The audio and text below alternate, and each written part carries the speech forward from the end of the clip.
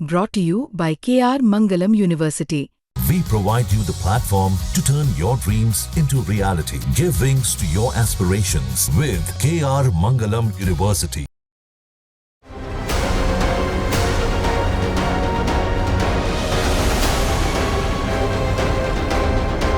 भारत को घेरने की साजिश अब लगातार एक्सपोज हो रही है।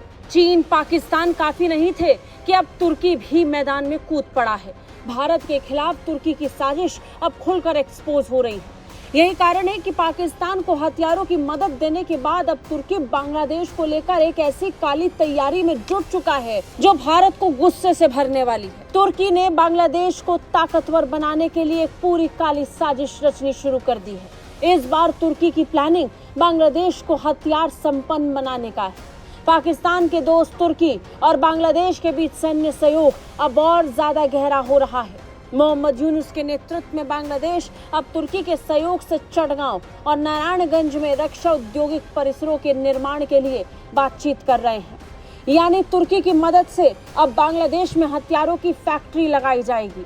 वो बांग्लादेश जो अब तक भारत से हथियार खरीदता था, वो बांग्लादेश जो बड़े पैमाने पर भारत पर निर्भर था, अब वो बांग्लादेश भारत से नहीं बल्कि तुर्की से मदद ले रहा है। देश के औद्योगिक विकास प्राधिकरण के कार्यकारी अध्यक्ष चौधरी आशिक महमूद बिन हारून ने हाल ही में तुर्की की 5 दिवसीय यात्रा की, लेकिन ये कोई नहीं जानता था कि 5 दिनों की इस यात्रा में तुर्की से बांग्लादेश क्या हासिल करने गया था। लेकिन अब एक एक परत हट रही है।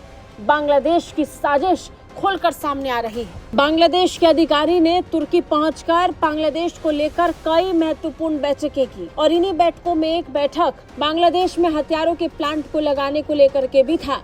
हारून की यात्रा का उद्देश्य तुर्की के साथ गहरे रणनीतिक रक्षा संबंधों को विकसित करना था, जिसका उद्देश्य सह उत्पादन, प्रौद्योगिकी ट्रांसफर और क्षमता निर्माण था।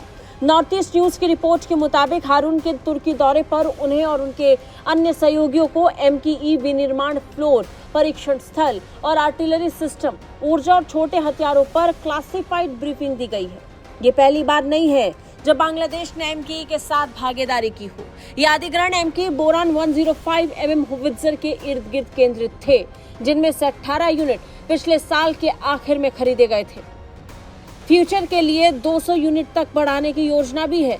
इसके अलावा बांग्लादेश तुर्की निर्मित ओटोकर तुल्पर लाइट टैंक खरीदने की तैयारी में है। बांग्लादेश और तुर्की के बीच रक्षा संबंधों को और मजबूती देने के लिए बांग्लादेश ने तय किया है कि वो तुर्की से जमकर हथियार खरीदेगा। यानी बांग्लादेश की अंतरिम सरकार ने अपनी हथियार आपूर्ति के लिए तुर्की को चुन लिया है। तुर्की से हथियार खरीदकर उसकी तैनाती वो भारत के साथ लगती सीमा पर करना चाहता है।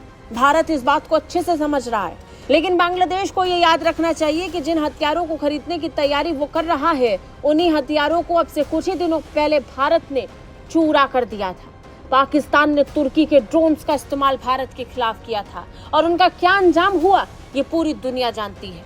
नतीजन बांग्लादेश जब खर्चा करने का सोच ही रहा है तो वो ये ध्यान में रखे कि वो किस देश पर भरोसा कर रहा है और किस देश के साथ विश्वासघात, जिसके परिणाम बांग्लादेश के लिए बिल्कुल अच्छे नहीं होने वाले हैं। आपको क्या लगता है? कमेंट करके जरूर बताएं। जय हिंद।